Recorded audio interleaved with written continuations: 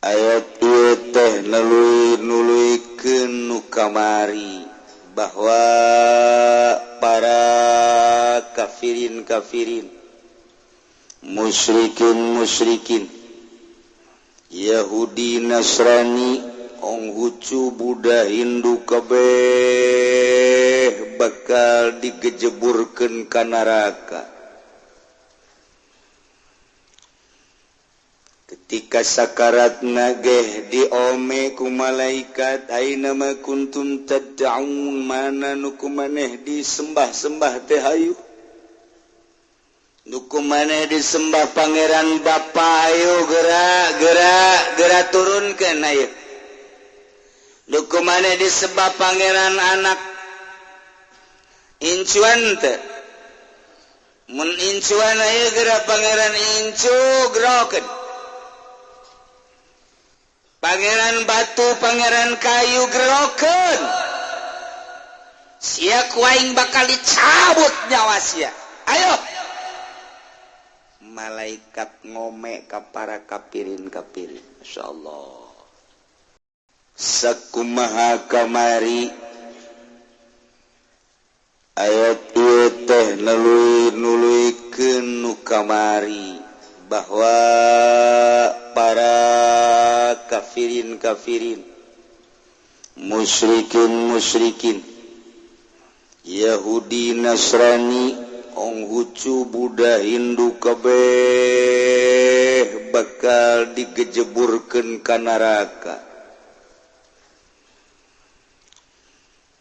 ketika sakarat nageh diome ku malaikat aina ma kuntum tad'un mana nu kumaneh disembah-sembah teh hayu nu kumaneh disembah pangeran Bapa ayo gerak turunkeun ayo nu kumaneh disembah pangeran anak incuan teh mun incuan ayo gerak pangeran incu gerokeun pangeran batu pangeran kayu gerokeun sia kuaing bakal dicabut nyawa sia ayo malaikat ngome ka para kafirin masyaallah nu mantak nu tujojoakan kafir mah sakaratna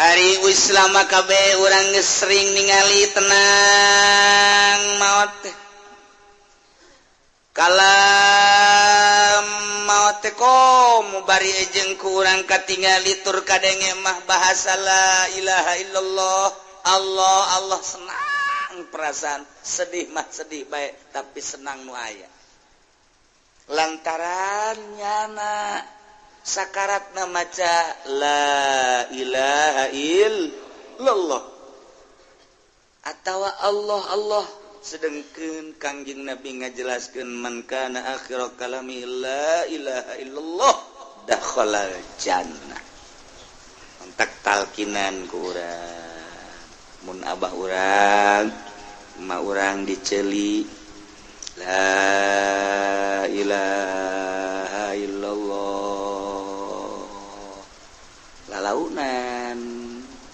maksud lalaunan teh ulah cepet-cepet anca engke nyana kan lain deui perasaanana ke nyana nurutan la ilaha illallah lamun geus kadeuleu nyana maca tah sing hade urang ulang geus sakitu bae besi recok ulah ieu mah kos ngariung la ilaha illallah nyana ge gideug waduh saktiana ieu kiamat ya aduh emang mulu dan tanaon ya ulah geus bae berkadeuleu ku urang bangun urutan geus sakitu bae namun encan karak balikan deui la ilaha illallah kayaknya rek gadeuleu ku urang la ilaha illallah lamun nyanda terus bae la ilaha illallah komo kadenge mah ku urang kan roh bagi kade tah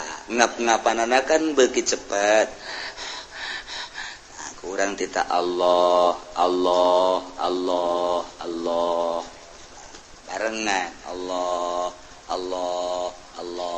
cara nalkinan teh kitu ulah lobaan-lobaan kan nu di itu la ilaha illallah nu di Allah Allah ilaha illallah aing milu ka mana cek nya ieu riweuh ulah ieu terakhir sih ada masyaallah lamun keur kos kitu geus bae bangsa babaturan nu baheula osok kitu judi misalnya geus ulah kena ka jero maaf mangnya babaturan bae heula nang ka ditu lah gitu lah bangsa nu main cimplong segala rupa keluar guys ieu mah keur disterilkeun cek urang ieu jadi ge embungeun ieu embungeun nya lamun nyana bisa ngomong imkan nanya ge ngomong eta babaturan aing eta mah inditkeun ka ditu kejebur ke apa ka sumur karena aing bisi ka babawa punyana embungeun gawe sesuai jeung situasi kebutuhan orang dahaga butuh minum orang lapar butuh dahar orang tunduh butuh sare awak orang teh kitu teteh urang teh kitu keur sakarat teu butuh jeruk teu butuh daging butuh doa jeung zikir mantap urang ngalayat gadinya mepelingan la ilaha illallah mutiara anu hese dicaritakeun urang mawa jeruk kadinya nyana geus teu ngadahar jeruk paling ge jangan anu nungguan nuhun-nuhunan ge nu nungguan nuhun Bang Haji nuhun iraha ka dieu deui Bang Haji meuli jerukna kos kitu di ames Allah tidak geus teu nya urusan nya mapan aduh buku nu gering ngap-ngapan bantu teu hayang jeruk ngan apal teh ngan nyana mah hayangna zikir atau sholawat jeung berbagai zikir-zikir mantak ngeuneun muri yang kritis gadenge nu maca Qur'an nu barapi nu ngeunaheun atuh nu ngeunaheun makhrajna lantaran nyana kan ngadengkeun yasin gadenge wal qur'anil hakim innaka laminal mursalin ala siratal mustaqim nyana komun nyaho ka makhrajna aduh pas ngeunaheun tuh karena menyanana ayeuna dibacakeun yasin makhrajna teu bagus wal qur'anil hakim innaka laminal mursalin ala siratil aing mah mendingan teu dibacaan cak nya teh puyang aing ngadengena kos kieu inditkeun eta kos kitu ganti habak atuh kan nya teu daya teu upaya bae ulah nu bagus joreng-joreng makhraj mah geus ulah bacanya tuturkeun qul huwallahu ahad Allahu samad jaga teu hayang aing ngadenge kitu teu hayang bisa-bisa nyana diwurukan kuno gering lain ahad wah mentak nu rapi ilah malaikat jarita ka kafirin ka musyrikin aina ma kuntum tad'una min dunillah nana kumane disembah olu cak jana dalhu langit muncul geus di kamariku kami digerokeun ka dieu palam narahum kami teu neuleuh atuh ujung-ujungna mah nyana wa syahidu ala anfusihim annahum kanu kafirin nyana sorangan bersaksi nyahun bahwa dirina pae kafir na'udzubillah min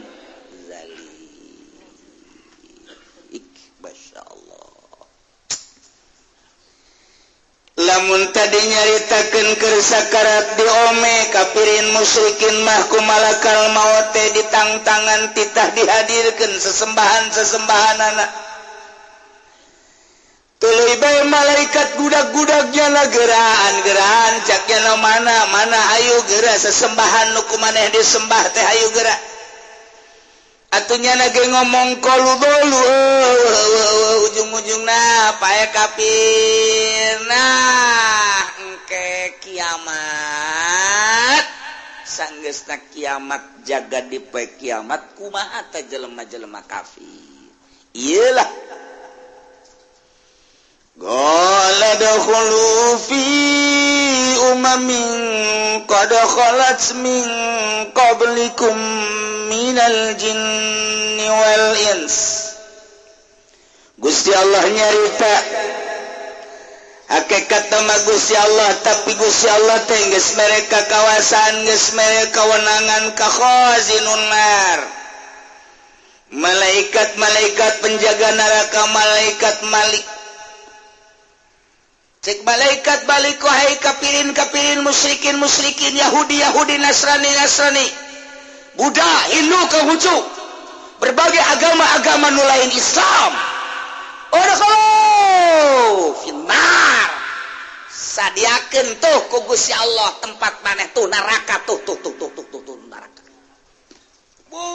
mangka geus hideung jasa lentab-lentabanana geus pohara kadulu didinya sununa ruhakna hewan-hewan neraka oraina kalabangna kalajengkingna jeung sajabana cai ngagolotrok anu luar biasa panasna kadulu iyalah tempat aranjeun wahai Yahudi wahai Nasrani kapirin tah iya udkhulun nar dirasup maneh ka neraka ijumlati umamin qarqarat min qablikum minal jinni wal ins disertai beserta umat-umat nu baraheula memeh haranjeun kabeh boh jin boh manusia anu teu iman ka Gusti Allah barang jeung maneh jin manusia nu kafir tah ieu tempat tata insyaallah karim endek kumaha deui ya memang keur sakarat teh nya mah atuh geus sadar tadi teh wa syahidu ala anfusihim annahum kanu kafirin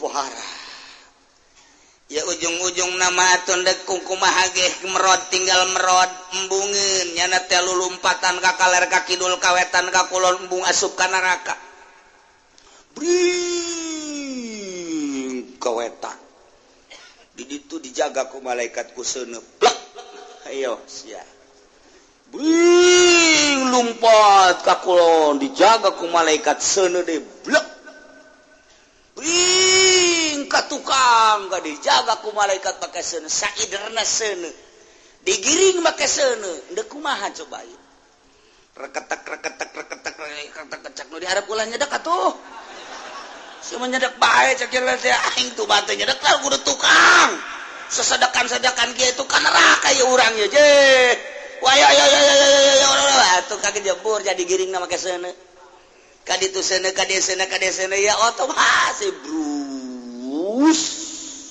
enggak kejebur kabeh ka neraka Masya Allah aya ge dongeng dina kitab tasawuf teh aya jelema muslim pas menghadapi neraka salam heula nya ka malaikat assalamualaikum malaikat macem-macem segala salam segala naon tetep jana salam assalamualaikum salam-salaman di dieu Bang salam teh kan kasalametan ieu neraka cek malaikat tetep kula terbiasa di dunia endeu kumaha teh deuk kumaha salam assalamualaikum ya waalaikumsalam tidak ada jalan untuk neraka pan tunggu waalaikumsalam dilaporkeun ku aing sia ka Gusti Allah mun aing ka neraka sebab didinya geus nganyatakeun waalaikumsalam ieu mah kaleupasan teu bisa kaleupasan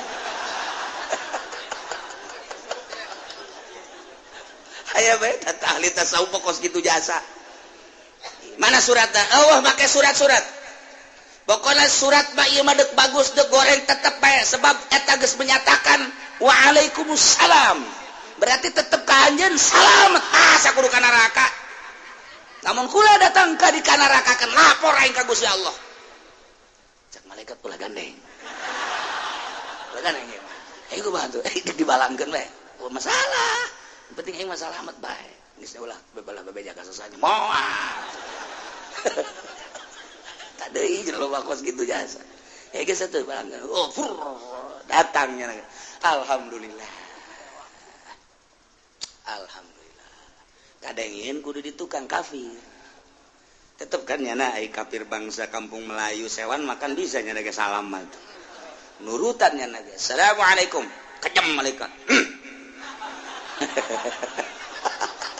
tadi singko salam di blon tetap cara salam assalamualaikum tulak cangkeng malaikat cek dina hatena moal jawab ku aing gadung kilu kali assalamualaikum ditowel make sikut ngaguling ke neraka cek malaikat ampura aduh ampura aing lain tengah jawab sikut aing ngomes iya teu bisa tetep bae nu di dunia na teu bisa maca syahadat diturutan ku kumaha ge di akhirat moal bisa tetep jadi eta make sikut dikitukeun doang trek anara tetep hampuran balik hampura aduh ceknya dia sikut ngamuk ya kan aya we Gusti Allah jadi tetap selamat tah itu Islam ieu masih ngejebur kabeh ka neraka umat kullama dakhalat ummatul la'anat ukhtaha hatta idza daraku fiha jami'a begitu ararasup kabeh ka jero neraka sing gulimpang Yahudi Nasrani musyrikin kafirin itu Konghucu Buddha Hindu kabeh arasup ka neraka kullama dakhalat ummatun begitu asup ka neraka umat la'anat ukhtaha nyana nyarekanan dulurna di jero neraka teh nyana nyarekanan gara-gara sia aing asup ka neraka goblok sia keur ieu aya nu muludan aing ku sia diulah-ulah aing dek ngadengekeun kiai dina rajaban teh ngajakan ka Allah ngajakan ka Kanjeng Nabi pan ku sia diulah-ulah tolol sia ye cakeun nolol-nolol ka aing atuh sia bae keur ieu muludan ka ditu atuh kunaon nurut ka aing atuh gara-gara sia goblok tungtung apa lain gara-gara ka aing sia gelut cenah di dinya di neraka gelut atuh malaikat keke ulah gelut cek ulah gelut jeung teu gelut panas bae kan di neraka gelut la'anat ukhtaha ya Allah ya Rabb paingan di penjara gelut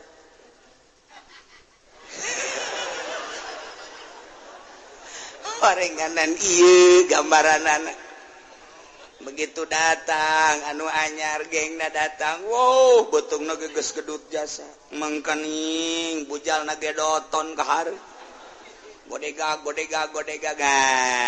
ini makanan aku kenapa kamu masuk sini ya kamu mau bunuh ya berapa yang kamu bunuh berapa yang kamu bunuh ini kan penjara tempat pembunuhan. Siapa yang membunuh penjaranya berarti kamu ngebunuh. Kamu berapa yang kamu bunuh? 3. Kecil. 100 yang aku bunuh. Kalau kamu nggak nurut sama aku, termasuk engkau yang akan kubunuh di sini. Urutin nih tangan gua nih. Urutin, ayo. Urut. Ayo nggak mau gua tempelin lu, gua bunuh lu. Hah? Oh, di penjara mataku lambung 2 kali ke penjara. Tolol jasa. Emang kayak ke penjara aing ke penjara neuleuh doang ke penjara. Lain aja di penjara, asup ke penjara sabaraha kali. Lamun dihitung mah aya naon? Ya itu rahasia perusahaan. Aya nyaho bae. Bisnis kami mah ke penjara gatuh. Boh budak. Di penjara teh lain lalakon, norengkos karar itu.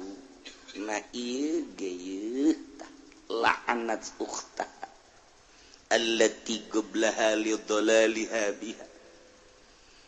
Terus menyusul nu sejen deui datang deui saling kitu menyapa. Talah kau datang kabeh hatta idza daraku fiha jami'a. Gus karabe darah datang kabeh blus malah ditareangan. Si anu ke mana si anu? Oh can datang, tungguan. Gus gelut Gus wow, silih ejek, Gus silih kitu salahkeun.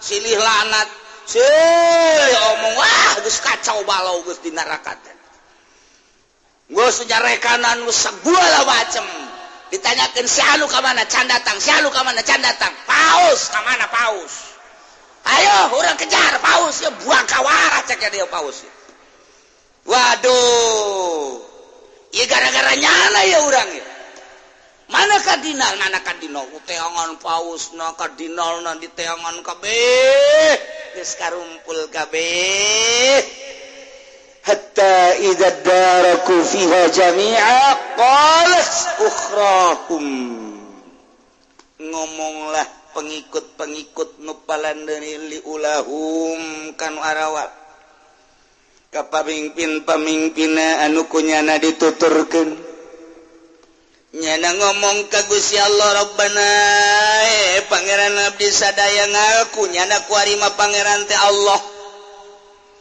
dek ka mana deui atuh ja pangeran nyana batu teh daekeun muncul kayu kitu keneh malah dihijikeun pangeran nyana batu jeung kayu teh dihijikeun ngabuncal-buncal di dinya teh disiksa nu ngaran Manat nu ngaran Uzza kobe aya di dinya anu kuari patung-patung Maryam patung-patung Kangjeng Nabi Isa patung-patung Buddha dan lain sebagainya dihijikan di dinya teu hayangeun moal kunyana dihancur-hancurkeun di neraka goblok sia goblok tolol gara-gara sia wah hancur pangeran-pangeran teh hancur di neraka ngomong deh pangeran atuh sia anu nita nyembah ka aing pangeran ngomong kos dukun teh mah pangerannya kunaon saya nyembah ka aing atuh cak batu cak kayu cak berbagai pangeran-pangeran teh ngararomong atuh sia aing mah teu nitah kapan ka sia teh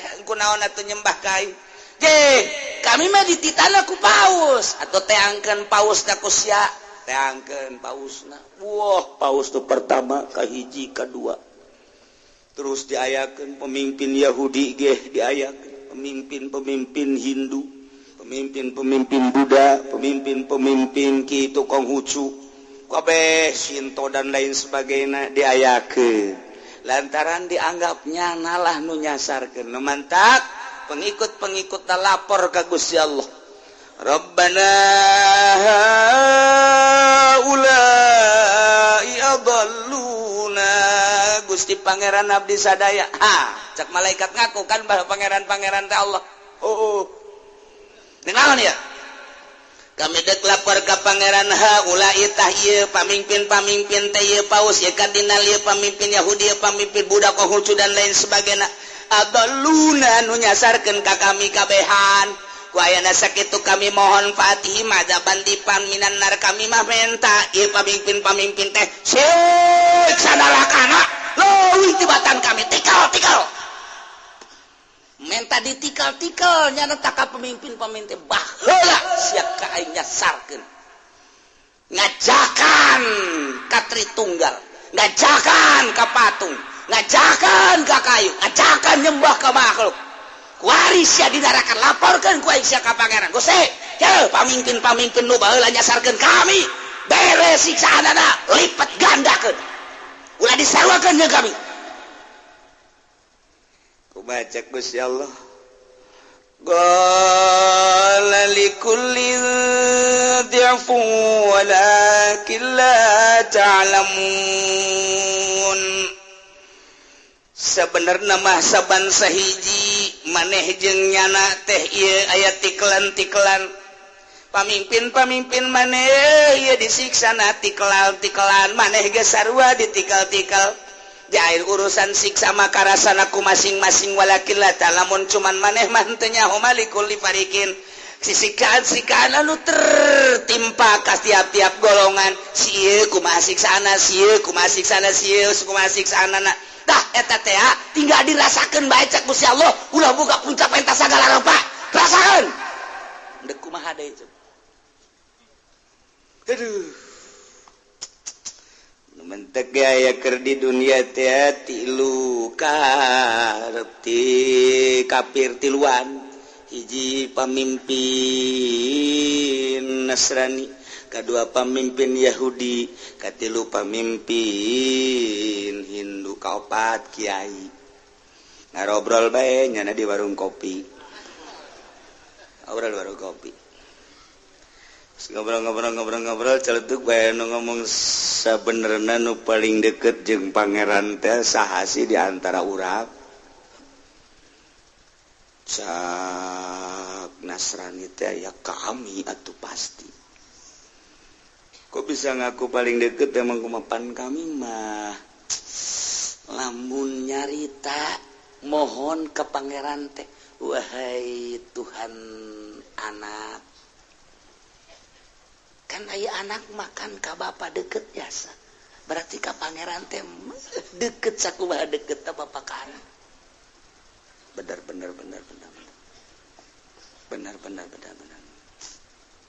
Coba saurang deui, wow, cak Katolik teh atuh kami nu leuwih deukeut mah. Emang atuh kami mapan Tuhan ge Bapa. Langsung Tuhan Bapa moal aya tandingna tuh, ngaran-ngaran Bapa tuh. Wow. Aya bahasa pribahasa sagalak-galakna Bapa tilok kadahar juri. Ya kan? Oke ya. Cek Hindu tetap nu paling deket ke pangeran mah kami. Emang kumaha pan kami maka Bapa teh ke pangeran teh Om. Om kan Hindu mah. Sinta Om, Sinta Om. Wih, atuh Om mah moal aya duana sakeun. Bener. Kuari mah kabehan menuju ka kiai. Nah, kalau di Islam itu bagaimana? Kalau memohon kepada Tuhan itu bagaimana? Kiai gideg bae kumaha ya aing.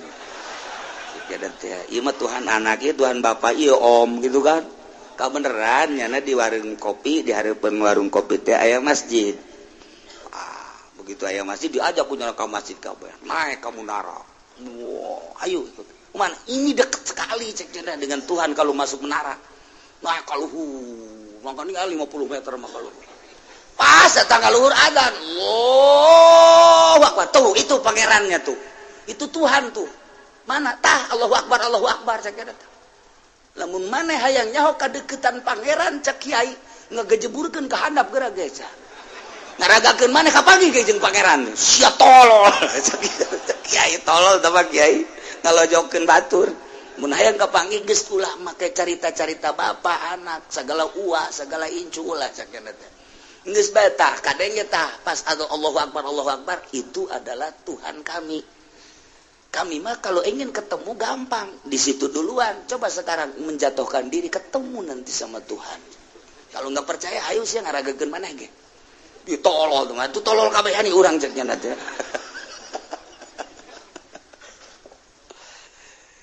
Iya engke kajawan ala cek kiai teh engke di akhirat kuari makabeh pada ngaku darareukeut. Maneh ngaku deukeut lantaran aya Tuhan anak. Isa ngaranna maneh ngaku deket lantaran aya Tuhan Bapa, maneh ngarasa deket lantaran ngarasa aya indung Tuhan Maryam disebutna Tritunggal. Di dieu ngarasa deket bae sarua bae Sinta Om ieu ge sarua Yahudi kabeh ngarasa deket ge kanyahoanna mah engke di akhirat digiringkeun ka neraka bakal nyaho mana nu leuwih deket ka pangeran jeung mana nu jauh ka pangeran. Ieu tah ayatna ieu. Wa qalat ulahum li ukhrahum, adu debat anu sengit di jero neraka antara pemimpin-pemimpin kafir jeung pengikut-pengikutna. Lantaran silisarakeun gara-gara anjeun kami ka neraka, gara-gara sia kami ka neraka. Kami baheula geus aya informasi anu akurat melalui televisi, melalui berbagai media. Kami sok kadengekeun ceramah-ceramah kiai. Kami sok kadengekeun dina maulidan, kami sok kadengekeun dina rajaban aya pangeran anu gaib. anu ngutus Rasul ngaranna Muhammad di akhir zaman kami teh dekadengekeun pancak maneh ulah ngadaekeun nu koskara itu geus bae urang maka gereja bae geus bae urang maka kelenteng bae geus bae urang maka dieu bae ka dieu ban maneh nu ngaulah-ulah gara-gara maneh kami ka neraka Gusti siksana tambahan deui Gusti nyana ngomong wa qalat suhul ulahum li ukhrahum dek mementah paka pangeran cek jana teh aduh pamakana lakum alaina min fadlin teu aya unggulna maneh ka kaula kami teu ngunggulan aranjeun kabeh cek para pemimpin alianakum lan takfuru bisababina lantaran maneh kalakul kalalupur teh lain ku sebab kami maneh kupur kami kupur panah nu antum sawaun kupurna akur bae ribut di neraka teh antara pemimpin Yahudi jeung bawahanana pamimpin Nasrani jeung pengikutna pamimpin Buddha jeung pengikutna pamimpin Konghucu Protestan dan lain sebagainya ribut engke di neraka bari keur disiksa ku Gusti Allah jaba siksaan anu pohara bahwa jaba sing jerengeng jelema anu silih lanat silih carekan silih tolol silih goblok jabat tuntutan ti bawahan ke atasan teh aku gara-gara maneh sedengkeun ti dituna ngalempar deui eueuh nu jadi gara-gara ja kabeh ge ieu mah lain ku sebab kami maneh kupur kami kupur ge dasar wa geus ulah aya naon rame di neraka kumaha cek Gusti Allah